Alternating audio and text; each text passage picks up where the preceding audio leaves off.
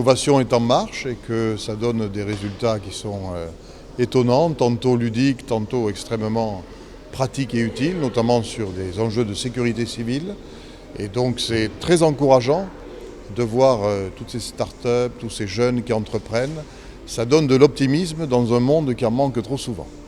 Écoutez, j'ai été marqué par une innovation qui reproduit un circuit de grand 8 avec toutes les sensations et même plus que ça. Voilà, en restant assis à son siège pendant 10 minutes, on fait un voyage assez extraordinaire. Toulouse est une des agglomérations françaises qui produit le plus de start-up.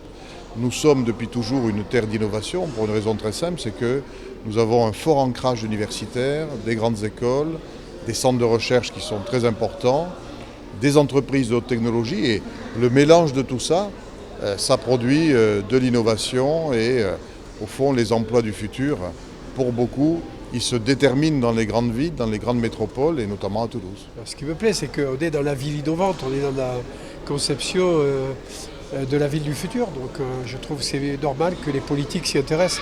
En principe, les politiques, certes, ils sont le résultat de l'histoire, mais ils doivent anticiper l'histoire. Gouverner, c'est prévoir. Et là, nous avons des outils technologiques, techniques, scientifiques qui nous permettent d'envisager les nouveaux usages de la ville. Ce qui est passionnant.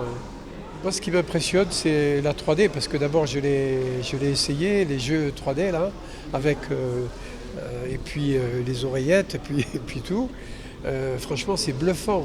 Nos propres sensations, nos sens sont très perturbés. On a l'impression, même en restant sur place, d'avancer à 200 à l'heure. Ça veut dire que la biologie même est capable d'être modifiée par ces inventions qui sont à la fois intemporelles et à la fois issues de la réflexion de l'homme. C'est très bluffant, ce que j'ai vu ce matin, c'est très bluffant.